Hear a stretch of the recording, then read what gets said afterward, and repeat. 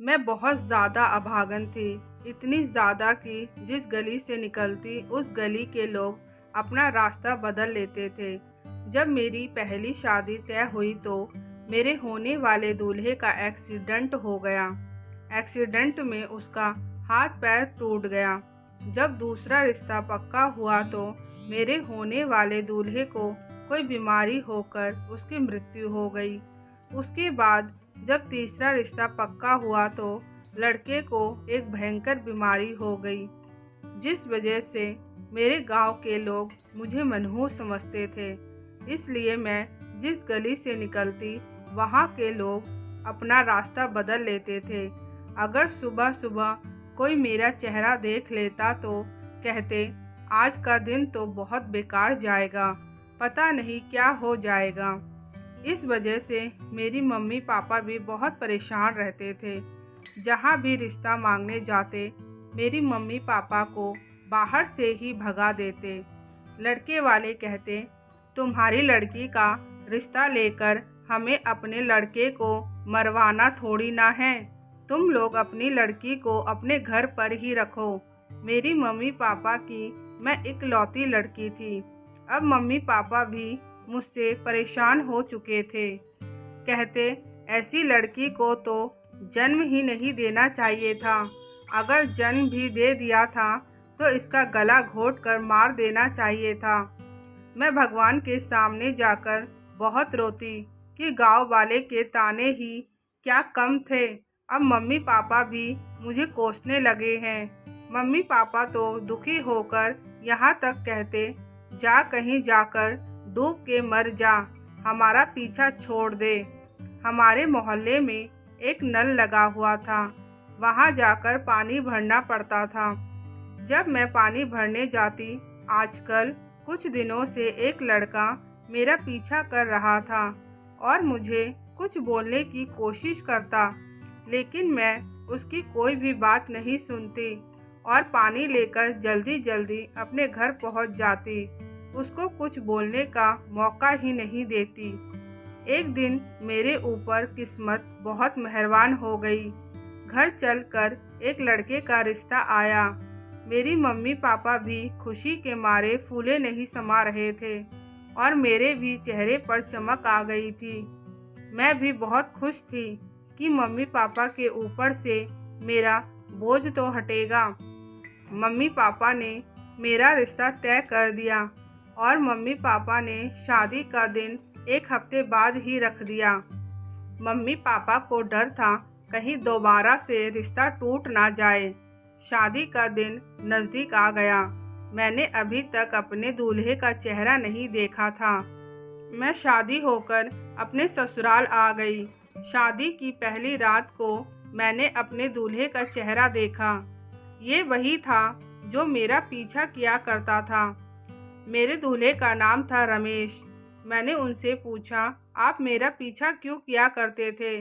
तो रमेश ने कहा, मैंने जब तुम्हें पहली बार देखा मैं तुम्हें पसंद करने लग गया था, लेकिन जब तुम मेरी कोई भी बात नहीं सुनती थी और भागकर घर चली जाया करती थी, तब मैंने अपने मम्मी पापा को मनाया और तुम्हारे घर भेजा रिश्ते के लिए। रमेश मुझसे बहुत प्यार करता था, लेकिन रमेश की मम्मी मुझसे उतना ही नफरत करती थी। शादी के कुछ दिन बाद पता चला रमेश की मम्मी हम दोनों की शादी नहीं करवाना चाहती थी, लेकिन रमेश की जिद के कारण उन्हें ये शादी करवानी पड़ी। मेरी सास मुझे दिन रात गालियाँ देती और कोसती रहती थी। मेरी सास का कहना था, तू तो मनहूस है, तेरी वजह से कितने लड़कों की जान चली गई है, तू मेरे बेटे को भी खा जाएगी। हमारा एक ही बेटा है, अगर उसे भी कुछ हो गया तो हम क्या करेंगे? मुझे अपनी सास की बातों का बुरा नहीं लगता था। मेरी सास ये सब इसीलिए करती थी क्योंकि उनको अपने बेटे की चिंता लगी रहती थी। रमेश मुझे इतना प्यार करता था, मुझे किसी भी बातों का कोई बुरा नहीं लगता था। मैं भगवान से यही दुआ करती रहती थी, हे भगवान, रमेश को सलामत रखना, एक माँ की गोद को सूना मत करना। एक दिन मैंने रमेश से पूछा, रमेश तुम्हें डर नहीं लगता है? मेरी वजह से अगर तुम्हें कुछ हो गया तो रमेश ने कहा, मैं इन फालतू बातों को नहीं मानता हूँ। ये सब तकियानूसी बातें हैं। दुनिया कहाँ से कहाँ चली गई है, लेकिन लोग इन बातों को लेकर पड़े रहते हैं। और तुम भी ज़्यादा मत सोचा करो, मुझे कुछ नहीं होगा। रमेश की बातों से मुझे तसल्ली मिल जाया करती थी, लेकिन मेरी सास की नफरत दिन ब दिन बढ़ती चली जा रही थी। रमेश जहाँ जॉब करता था, उसके मालिक ने उसे निकाल दिया। ये सुनकर मेरी सास कहने लगी, बेटा देखा, इस मनहूस की मनहूसियत फैलने लग गई है। लेकिन तुझे तो कुछ समझ में ही नहीं आता। मैं कहती हूँ अभी इस मनहूस को घर से निकाल दे।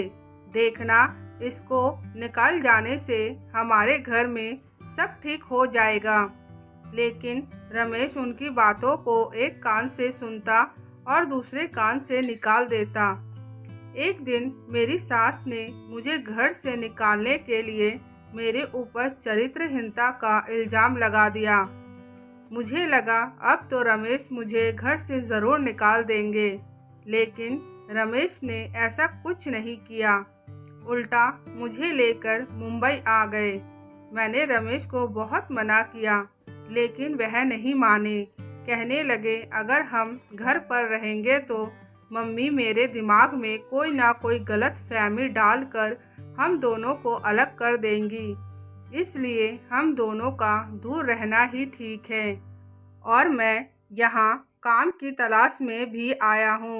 कुछ दिन के काम की तलाश के बाद रमेश को एक कारखाने में जॉब मिल गई। रमेश अपने कारखाने में खूब मेहनत कर रहे थे। रमेश थोड़े बहुत पढ़े लिखे भी थे। उसी समय मुझे पता चला मैं माँ बनने वाली हूँ। रमेश ये बात सुनकर बहुत खुश हुए। रमेश के मेहनत और ईमानदारी देखकर उनके मालिक ने रमेश को सुपरवाइज़र बना दिया। अब रमेश की अच्छी खासी सैलरी हो गई थी। हर महीने मम्मी पापा को 5,000 भेजते। कुछ महीनों के बाद मुझे एक प्यारी सी बेटी हुई। धीरे धीरे हम लोगों ने एक एक पैसा बचाकर मुंबई के आउट में ही एक खोली खरीद ली। उसके बाद रमेश ने मम्मी पापा को भी यहाँ लेकर आ गए। अब हम सब साथ साथ रहते हैं। मेरी सास ने मुझसे माफ़ी मांगी। मैंने अपनी सास को कहा, मम्मी जी, मैं आपकी बातों का कभी बुरा नहीं मानती थी, तो माफ़ी मांगने का सवाल ही नहीं उठता है।